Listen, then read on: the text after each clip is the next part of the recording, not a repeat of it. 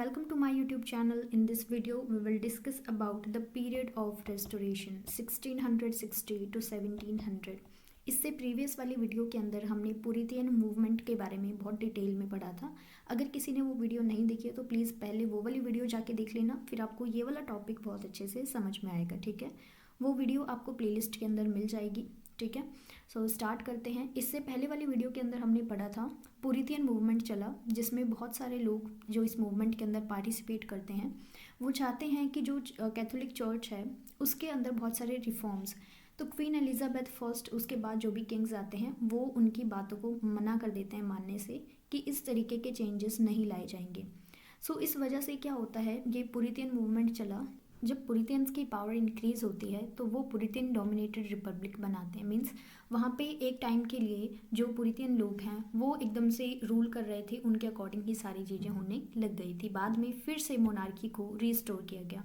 तो यहाँ पे यही मतलब है कि जो इस वर्ड का मीनिंग है रेस्टोरेशन, इसका मतलब ये है कि पहले जब पुरितियन लोग डोमिनेट कर रहे थे उसके बाद फिर से मोनार्की वहाँ पे आ जाती है इंग्लैंड के अंदर।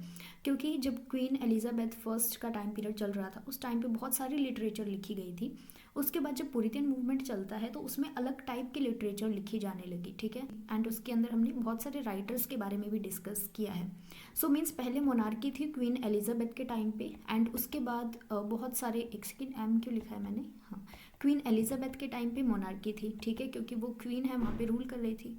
उसके बाद भी बहुत सारे रूलर्स आते हैं और बाद में फिर पुरितियन मूवमेंट चलता है, फिर रिपब्लिक आ जाती है, एंड रिपब्लिक के बाद फिर से मोनार्की आती है एंड किंग बनते हैं किंग चार्ल्स सेकंड। ठीक है, सो अब जो है फिर से मोनार्की आ गई 1660 के अंदर। लेकिन टेंशन वहाँ पे कंटिन्यू थी।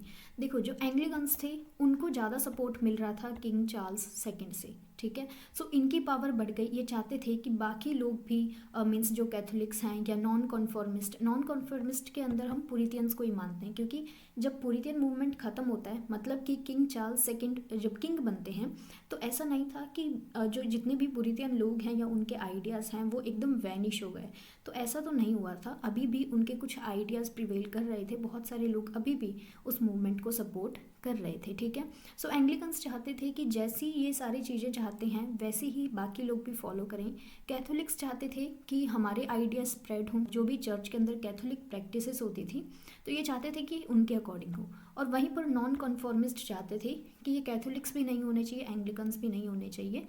ठीक है, और जो रिलीजन है वो एक पर्सन के पर्सनल एक्सपीरियंस पे बेस्ड होना चाहिए। सो इस तरीके की चीज़ें चल रही थी और इन तीनों के बीच में टेंशन थी। ठीक है, चलिए फिर होता है exclusion crisis and glorious revolution. ठीक है, चलिए इसके बाद होता है, अब हम पढ़ते हैं इस एज के बारे में और लिटरेचर के बारे में जो कि हमारे लिए इम्पॉर्टेंट है। हमने बैकग्राउंड देख लिया। हमने जितने भी इंग्लिश लिटरेचर के जब भी हम लिटरेरी पीरियड्स पढ़ते हैं तो बैकग्राउंड के अंदर हमें थोड़ा सा बस ये देखना होता है कि क्या क्या सोसाइटी के अंदर और कैसी कैसी पॉलिटिकल सिचुएशन थी उस रीजन में। ठीक है, और बाकी जो हमारे लिए इम्पॉर्टेंट है डेट इज़ लिटरेचर का वर्क एंड बहुत फेमस राइटर्स एंड उनके जो भी उन्होंने वर्क लिखे थे वो सारे हमारे लिए बहुत ज़रूरी हैं। सो पुरितियन मूवमेंट जब चला था, जिसकी बात हमने प्रीवियस वीडियो के अंदर की थी, उसमें उन्होंने थिएटर, गैम्बलिंग, ये सारी चीज़ें रोक दी थी। वो बताते थे कि ये सारी चीज़ें एक सोसाइटी के अंदर ईवल की तरह हैं, ख़राब हैं, ये सारी चीज़ें नहीं होनी चाहिए। अब थिएटर्स को फिर से खोला गया। ठीक है, पुरितियन एज जब मतलब कि ये वाली एज तो ख़त्म हो गई थी, अब रेस्टोरेशन एज आती है तो फिर से थिएटर्स को खोला गया। वुमेंस ने भी स्टेज पे परफॉर्म करना स्टार्ट कर दिया, ये बहुत इंपॉर्टेंट है। ठीक है, एंड रॉयल सोसाइटी 1662 के अंदर बन जाती है। अब हम देखते हैं इस पीरियड का क्या सिग्निफिकेंस रहा।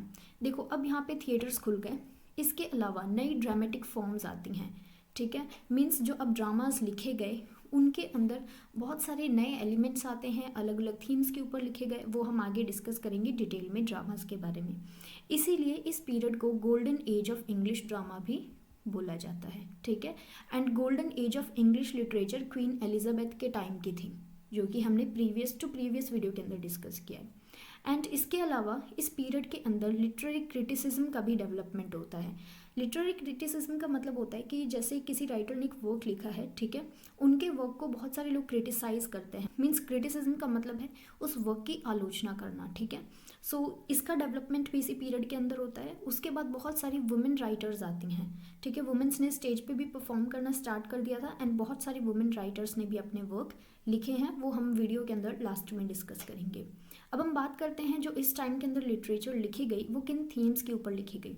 सबसे पहले लव एंड रिलेशनशिप, ठीक है। और जो लिटरेचर लिखी गई वो रिलीजियस डॉगमास को क्वेश्चन करती है।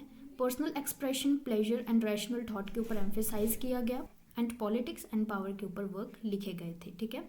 अब हम कुछ इंपॉर्टेंट लिटरेचर वर्क के बारे में डिस्कस करते हैं। सबसे पहले है ड्रामा, ठीक है। ड्रामा को हम 3 थीम्स के अंदर डिवाइड कर सकते हैं। सबसे पहला है कॉमेडी ऑफ मैनर्स।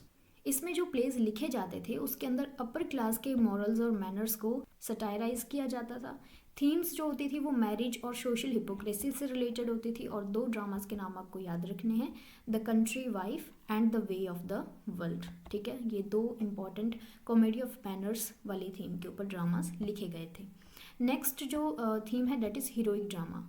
इसको लिखा जाता था लव और ऑनर के ऊपर, जिसके अंदर इंपॉर्टेंट वर्क है जॉन ड्रैडन का ऑल फॉर लव 1677 के अंदर लिखा गया। नेक्स्ट है ट्रेजेडी। इसमें एक वर्क है डेट इज़ वेनिस प्रिजर्व्ड, ये बहुत फेमस वर्क है। इसको 1682 के अंदर लिखा गया। एंड पोइट्री के अंदर जॉन ड्रैडन की बहुत सारी पोइट्री है। मीन्स पोइट्री के अंदर इनकी बहुत सारी पोएम्स हैं जिनको मैंने मेंशन नहीं किया यहाँ पे। सो जॉन ड्रैडन और विलमोट ये 2 इंपॉर्टेंट लोग हैं पोइट्री में, ठीक है। प्रॉस और एसेज के अंदर जो इस टाइम के अंदर प्रॉस और एसेज लिखे गए वो आज जो हमारा मॉडर्न जर्नलिज्म है उसके लिए ग्राउंड वर्क प्रिपेयर करते हैं, ठीक है। जॉन ड्रैडन ने लिखे हैं, सैमुअल ने लिखे हैं एंड आफ्रा बेन, ये आपके लिए बहुत इंपॉर्टेंट है। आफ्रा बेन पहली प्रोफेशनल फीमेल राइटर रही इंग्लिश की, ठीक है। इस पीरियड के अंदर हम रेस्टोरेशन एज की बात कर रहे हैं। ये फेमस वर्क है जॉन ड्रैडन का an essay of dramatic Poaceae, ठीक है। सो ये सारे वर्क्स हैं जो इस टाइम पीरियड के अंदर लिखे गए थे। एंड सिग्निफिकेंस आप देख लेना, देखो इस एज का बहुत सिग्निफिकेंस है। सबसे इंपॉर्टेंट क्वेश्चन आता है, इसको हम इंग्लिश ड्रामा की गोल्डन एज बोलते हैं, ठीक है। एंड क्रिटिसिज्म का भी डेवलपमेंट इसी एज के अंदर होता है, बहुत सारी वुमेन राइटर्स। सो ये एज बहुत इंपॉर्टेंट है।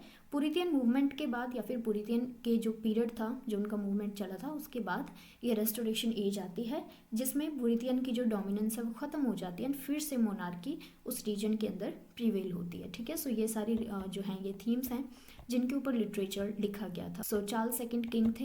एंड इसके बाद हम एक और वीडियो के अंदर आगे के जितने भी पीरियड्स हैं उनको डिस्कस करेंगे। एक में नहीं, शायद 2-3 और वीडियो बनेंगे, 3 या फिर 4 भी बन सकती हैं। एंड ये हमारा जो पूरा लिटरेरी पीरियड वाला जो पूरा टॉपिक है ये कंप्लीट हो जाएगा। एंड उसके बाद हम कुछ फेमस राइटर्स की बात करेंगे एंड उनके फेमस वर्क्स की बात करेंगे, ठीक है। एंड अगर आपने प्रीवियस वीडियोस नहीं देखी हैं तो देख लेना, मैं आपको एक बार बता देती हूँ कि हमने कौन कौन से टॉपिक किए हैं। सबसे पहले हमने करा है Anglo Saxon period, then Anglo Norman period, उसके बाद age of Chaucer. Age of Chaucer के बाद आता है revival of learning, Elizabethan age, Puritan movement means जो पुरितियंस का जो पीरियड था वो। एंड उसके बाद इस वाले पीरियड की हमने बात की है रेस्टोरेशन पीरियड, ठीक है। सो ये सारे टॉपिक्स हमने कवर किए हैं प्रीवियस वीडियोस के अंदर, आप देख लेना। एंड इसके बाद 2-4 वीडियोस और आएंगी और ये हमारा पूरा टॉपिक कंप्लीट हो जाएगा।